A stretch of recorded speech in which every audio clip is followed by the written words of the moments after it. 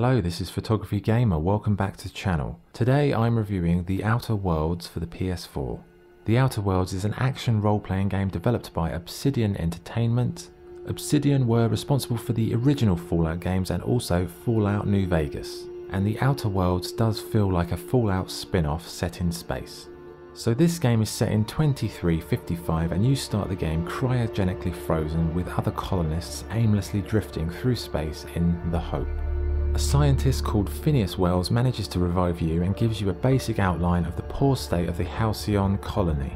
The basic story is you have to help Phineas find resources to revive the remaining Hope colonists. At this point you get to create your own character. You can choose from a variety of face types and customize things like hairstyles, scars, facial hair and various elements of your facial features. Overall it's a pretty good character creator, but one thing I found curious was that you don't actually see your character during gameplay or the narrative sections, so being able to make your own face does feel a little bit pointless. Anyway, once you've created your character you get jettisoned down to Terra 2 and that's where the gameplay starts in earnest. So what is the game like to play? Well, anyone familiar with Fallout will feel right at home here. It's a first person role-playing game with lots of narrative choices and ranged or melee combat. It's really the freedom of choice that sets this game apart from other RPGs. Because in this game you literally can do what you want. If you get fed up of fetch quests and you just want to take what you need, you can.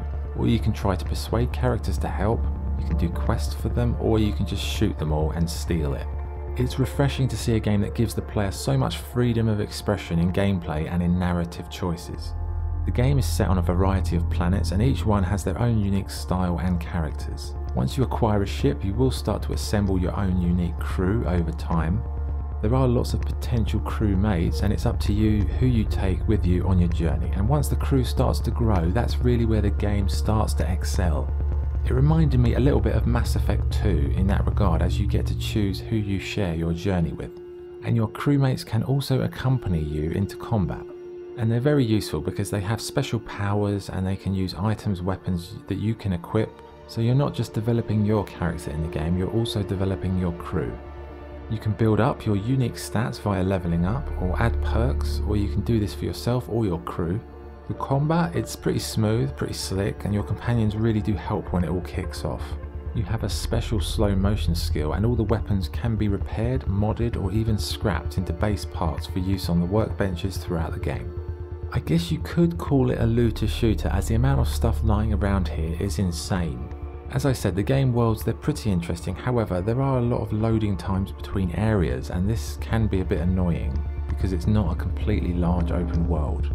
But the loading screens, they do look great because they have this kind of sort of conceptual artwork that suits in with the tone of the game, so it's nice to look at, but they do last a while, and when you go for 2 or 3 loading times very quickly, you know, in close proximity, it can negatively affect on the game momentum. It does kind of take you out of the experience.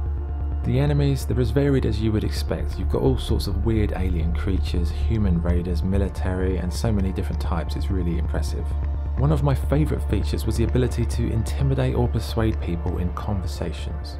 The more you level up those skills, the more you can influence, and it's a really great time saver when you avoid a bloodbath by just convincing someone to give you an item instead of creating a shootout.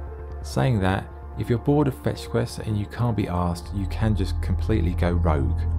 It's one of the most satisfying moments in the game when someone asks you to go fetch something for the 10th time and you just think, nah, let's rock and roll and take them out and their crew, take the item and go about my business, thank you very much. However, it does have an effect on the future game moments because, you know, if you kill lots of key characters and you don't do certain things, certain sections that follow that may be more difficult. Overall, The Outer Worlds is a well-constructed RPG. It may be a little bit slow in the beginning, like for the first 5 and 6 hours, I wasn't really that impressed or engaged, but once I started to build my crew, level up and understand how everything worked, it became much more enjoyable. The one thing that really makes the game worth playing are the excellent characters you'll get to meet throughout your adventure. The cast is so well crafted, the characters are really in-depth, they're funny, they're well written, they're well acted, and all of those things really do elevate the game experience. The game has a cool retro space art style. similar to kind of Buck Rogers, Battlestar Galactica or Star Trek. The animation, the environments, weapons, everything, all the effects, they're well suited. The art style is really nice and it has that quirkiness to it, and it's just a really nice game to look at visually.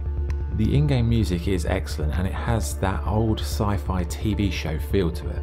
The voice acting is exceptional and the dialogue is as good as any other game available on the PS4. The narrative is excellent, the sense of humour is really hilarious, and the acting team just deliver everything really nicely. The sound effects are good, although the audio levels, they're a little bit unbalanced. Like some of the special effects for your companions are so loud they nearly made me deaf at one point, but thankfully you can customise the levels in the menus. Okay, so what's good and what's bad? What's good? It's a well written story with excellent narrative choices and great voice acting. The way you build your own crew for your ship really adds depth to the experience. The game gives you real freedom of choice in both narrative and gameplay. The character customization is good and the stats and perks let you create your own unique protagonist. The art style and the visuals are unique and quirky, and the in-game music is awesome. What's bad? The game is a bit of a slow starter and it takes a little while to get going. The loading times can be a bit long-winded and some of the audio level balancing does need a little bit of work.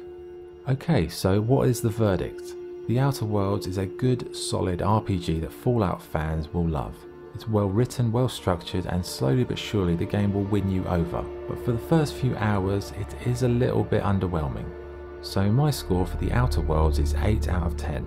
It's not the best RPG I've ever played, but it's not the worst. It's a good, solid experience and one most people will enjoy. You know, I'm a fan of games like Skyrim, The Witcher, the Fallout series, so I immediately enjoyed the style of the game, the dialogue-driven options, the combat.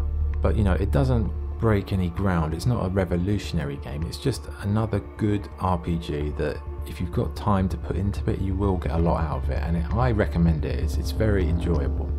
Okay, that was the review. Thank you for watching. If you enjoyed the video, please like and subscribe. This is Photography Gamer signing off. Thank you.